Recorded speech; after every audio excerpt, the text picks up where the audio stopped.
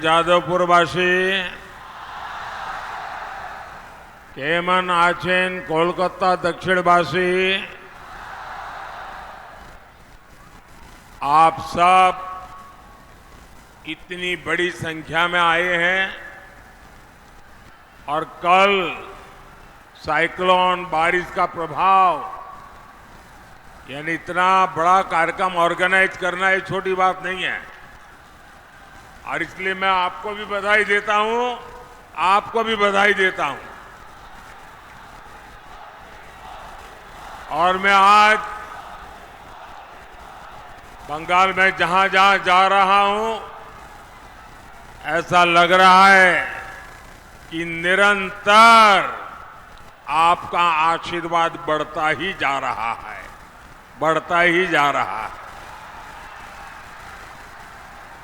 बंगाल के प्रबुद्ध लोग जानते हैं देश में दमदार सरकार होनी कितनी जरूरी है, और इसलिए इस बार 4 जून को नया इतिहास रचा जाएगा।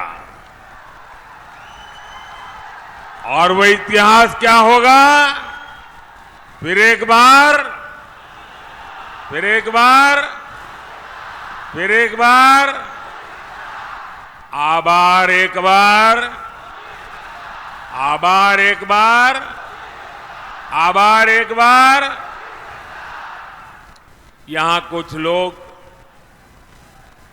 बहुत प्यार से कुछ मेरे लिए पेंटिंग बना करके ले आए हैं, कुछ चित्र बना के लाए हैं, मेरे लिए प्रसाद है। मैं हमारे साथियों को कहूंगा वो आपसे कलेक्ट कर लें, लेकिन मैं आपका बहुत आभारी हूं। अगर आप पीछे अपना नाम पता लिख देंगे तो मेरी चिट्ठी जरूर आएगी। लेकिन मैं आपके इस प्यार के लिए मैं आपका बहुत बहुत आभारी हूं। इस तरफ भी लोग हैं, वहां से भी कोई कलेक्ट कर ले। भारत, एक बहुत पीछे कोई हमारा नौजवान है, उनका भी जरा, उनकी भावना का भी आदर किया जाए।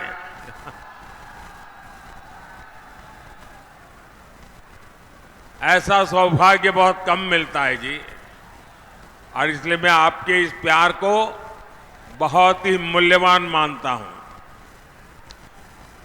बोले भारत माता की, भारत माता की जय श्री राम, जय श्री राम। मैं बीते 2 महीनों के दौरान पश्चिम बंगाल के अनेक शहरों में गया हूं। मैं लगातार देख रहा हूं, इस बार टीएमसी और इंडी वालों के बड़े बड़े किले ध्वस्त होने वाले हैं। 4 जून को जादवपुर और कोलकाता,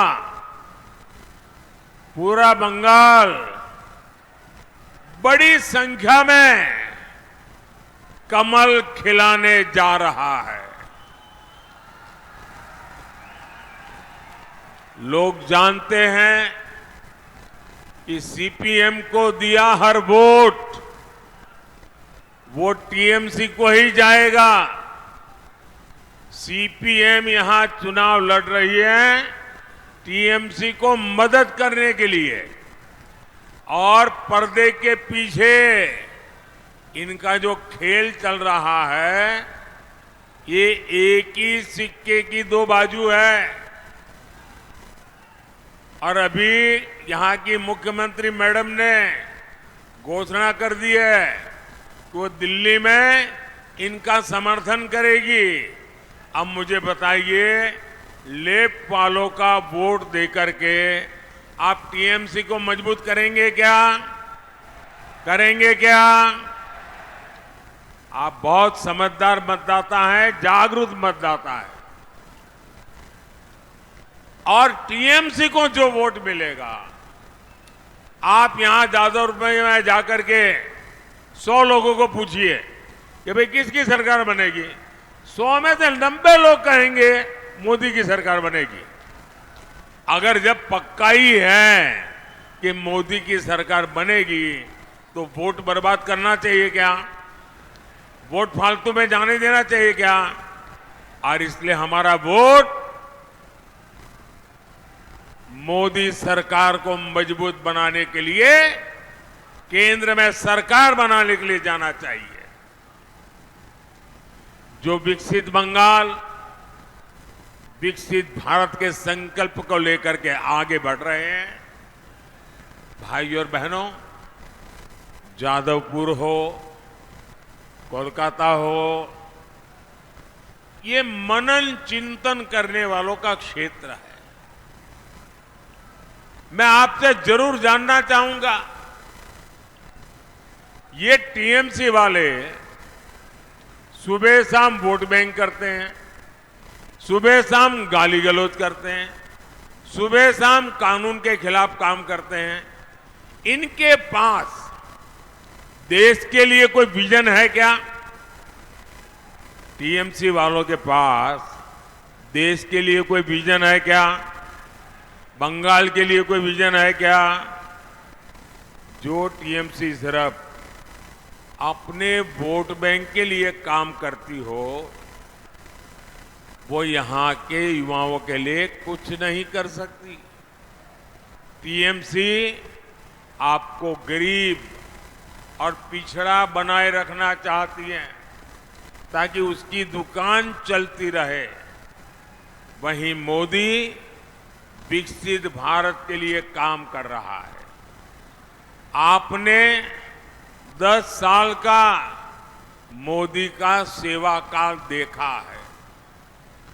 देश के नौजवानों के लिए अवसर हो, गरीब और मिडिल क्लास की सुविधा हो, इसके लिए 10 साल में अभूतपूर्व काम हुआ है। बीते 10 साल में हर दिन भारत में ये आंकड़ा जरा, ये ऐसी कॉन्स्टिट्यूएंसी है जहां ये आंकड़ा लोगों की आंखों खोलने वाला है। मैं आंकड़ा बोलता हूं, जरा सुनिए। आज 10 साल में क्या हुआ? मोदी को सेवा करने का मौका दिया तो क्या हुआ? भारत में डेली हर दिन 2 नए कॉलेज खुले हैं। ये छोटा काम नहीं है। भारत में हर हफ्ते एक नई यूनिवर्सिटी बनी है। हर साल 30 से ज्यादा मेडिकल कॉलेज बने हैं। 10 साल पहले ग्लोबल रैंकिंग में हमारे 4-5 इंस्टीट्यूट आते थे। आज दर्जनों इंस्टीट्यूट ग्लोबल रैंकिंग में भारत के नाम है। आज भारत दुनिया का तीसरा बड़ा स्टार्टअप इकोसिस्टम है। आने वाले 5 साल में हम भारत को ग्लोबल एजुकेशन, रिसर्च और स्किल डेवलपमेंट का हब बनाता देखेंगे। अब हम भारत को स्पेस में, डिफेंस में, सेमीकंडक्टर में, ड्रोन और मैपिंग जैसे अनेक सेक्टर में आगे बढ़ा रहे हैं। इसका सीधा लाभ हमारे नौजवान बेटे बेटियों को होगा। साथियों, बीजेपी आपकी एस्पिरेशंस को समझती है, आपकी आकांक्षाओं को समझती है। यहां हेरिटेज भी है, लंबी कोस्टल लाइन भी है, पहाड़ भी है, कॉटन की खेती भी होती है। मोदी सरकार भारत को टूरिज्म और टेक्सटाइल का ग्लोबल हब बनाने में जुटी है। इसलिए आधुनिक कनेक्टिविटी पर, पब्लिक ट्रांसपोर्ट पर अभूतपूर्व खर्च किया जा रहा है। 10 साल में के पहले देश के 4-5 शहरों में ही मेट्रो की सुविधा थी। आज देश के 20 से ज्यादा शहरों में मेट्रो पहुंच चुकी है। कोलकाता मेट्रो का हम तेजी से विस्तार कर रहे हैं। कोलकाता मेट्रो के पास अब पहली अंडर वाटर मेट्रो होने का भी गौरव है। अभी हमने वंदे भारत ट्रेनें देखी। आने वाले 5 सालों में देश के ज्यादातर शहर वंदे भारत से जुड़े हुए होंगे। आने वाले 5 साल में हम इलेक्ट्रिक बसों का, इलेक्ट्रिक मोबिलिटी का विस्तार होता देखेंगे। ये नए भारत का नया ट्रांसपोर्ट तो होगा ही, ये नौकरियों का भी नया दौर लेकर आएगा। भाइयों और बहनों, मोदी जब विकसित भारत बनाने में जुटा है तो वो विकसित बंगाल के बिना संभव नहीं है। बंगाल को फिर वो पुराना गौरव दिलाना जरूरी है।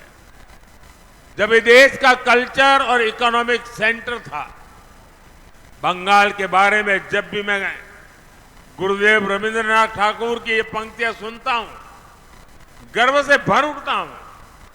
गुरुदेव ने कहा था, बांग्लार माटी, बांग्लार जल, बांग्लार वायु, बांग्लार फल, पुण्य होक, पुण्य होक, पुण्य होक के पुण्य होक है भगवान।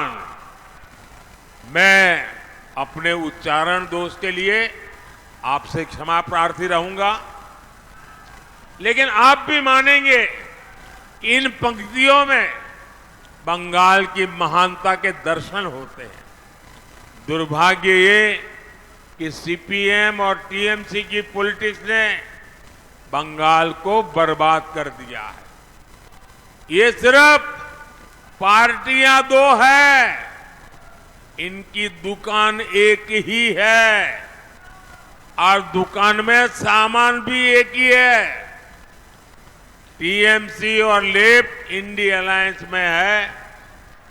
टीएमसी और लेफ्ट दोनों वोट बैंक अपीजमेंट की पॉलिटिक्स करते हैं। इन दोनों पार्टियों ने पश्चिम बंगाल को करप्ट सिस्टम दिया, तोलाबाजों का सिस्टम दिया, और सबसे बड़ी बात, ये दोनों पार्टियां एंटी डेमोक्रेसी है। पंचायत हो, विधानसभा हो, लोकसभा हो, कोई भी इलेक्शन बंगाल में बिना खून खराबे के पूरा नहीं होता। यहां गणतंत्र बचाने के लिए पहरा देना पड़ता है। यहां मानवता की सेवा करने वाले संतों ने अपनी आवाज उठाई तो उनका जीना मुश्किल कर दिया। उनको गालियां देने आने लगी, उन पर हमले होने लगे। ये टीएमसी का टेरर मॉडल है और अब ये देश के सामने एक्सपोज हो रहा है। साथियों, यहां संदेश खाली जैसी शर्मनाक वारदातें आम है, जहां पहले बहनों बेटियों के साथ अत्याचार किया जाता है और फिर शाहजहां शेख जैसे पापियों को बचाने के लिए गंदे खेल खेले जाते हैं। जो टीएमसी सरकार लॉ एंड ऑर्डर जैसा बेसिक काम नहीं कर सकती, उसे सजा देना जरूरी है। टीएमसी की पॉलिटिक्स रक्ता कटो पॉलिटिक्स है। टीएमसी करप्ट इकोसिस्टम को आगे बढ़ाती है। टीएमसी की सारी पॉलिटिक्स वोट बैंक के लिए है। इसका ताजा उदाहरण हमने कुछ दिन पहले ही देखा है।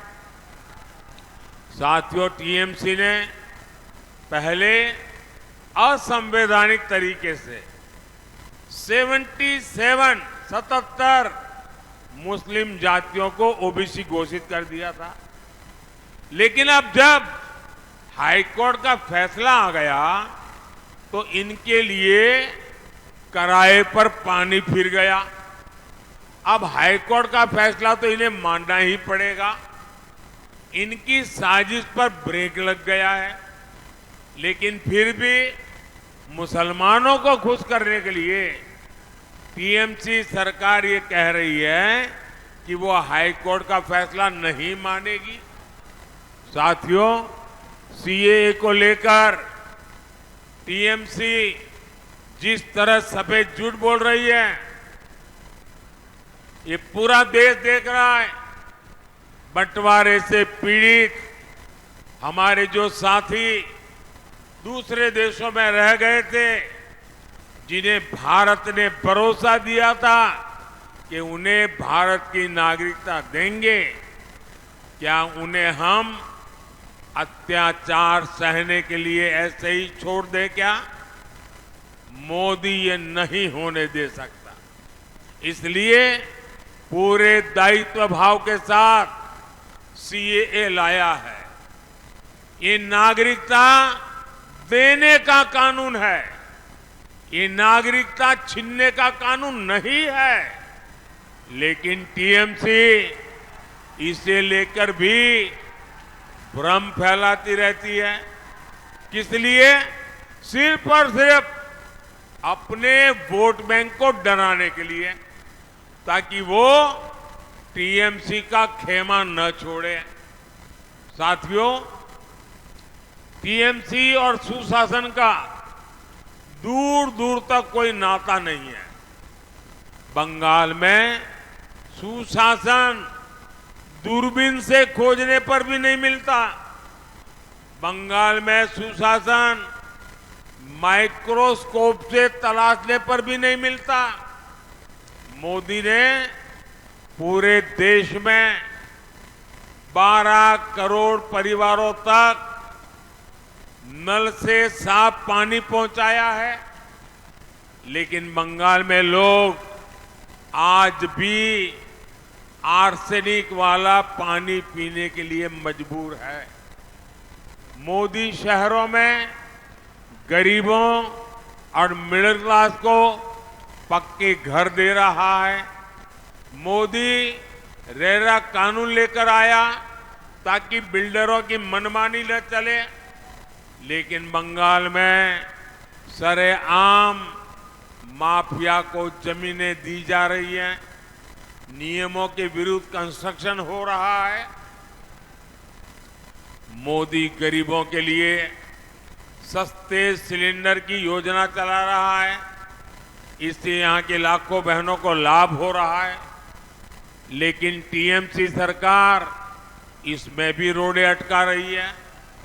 साथियों, देश में करीब 6 करोड़ बुजुर्ग हैं जिनकी आयु 70 वर्ष से ऊपर है। आने वाले समय में ये संख्या और बढ़ने वाली है। ये परिवार के वो सदस्य हैं जिनकी हेल्थ का खर्च हर परिवार को उठाना पड़ता है। अब मोदी की गारंटी है कि ऐसे हर बुजुर्ग को 5 लाख रुपए तक मुफ्त इलाज मिलेगा।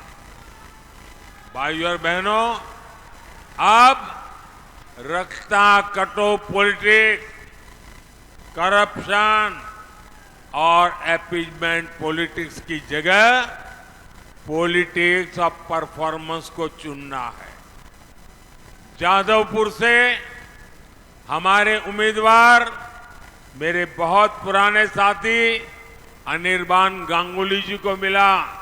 हर वोट मोदी के खाते में जाएगा। आपको कोलकाता दक्षिण से बहन देवाश्री चौधरी जी को भी विजयी बनाना है। देवाश्री जी के साथ मुझे काम करने का सौभाग्य मिला है। मैं इनका समर्पण जानता हूं, मैं इनका सेवा भाव जानता हूं। ऐसे दो उत्तम उम्मीदवार जो आपकी सेवा के लिए समर्पित, जो देश के उज्जवल भविष्य के लिए समर्पित, ऐसे हमारे उम्मीदवार, उनको दिया हुआ आपका वोट सीधा सीधा मोदी को मजबूत करने वाला है। तो आप ज्यादा से ज्यादा मतदान कराएंगे, गांव-गांव जाएंगे, हर पोलिंग बूथ को जीतेंगे। मेरा एक काम और भी करना है। आप जाएंगे तो आपके मोहल्ले में, आपके इलाके में छोटे मोटे देवस्थान होंगे, परमात्मा की कृपा बनी रहती है। जरा मेरी तरफ से वहां जाके मत्था टेकना, और माथा टेकिएगा। मेरे लिए कुछ नहीं मांगना है, मेरे परिवार लिए भी कुछ नहीं मांगना है। विकसित भारत बनाने के लिए आप परमात्मा का आशीर्वाद मांगिएगा और भारत का उज्जवल भविष्य बनाने के लिए आगे आइएगा। मेरे साथ बोलिए, भारत माता की, भारत माता की, भारत माता की। बहुत बहुत धन्यवाद। जरा एक फोटोग्राफर, वो बच्चे, वो एक फोटो ले लेना, वो कब से बेचारा खड़ा है। थैंक यू भैया, ले लेंगे, उसको कलेक्ट कर लीजिए। मेरे साथ बोलिए, दोनों हाथ ऊपर करके, भारत माता की, भारत माता की। बहुत बहुत धन्यवाद।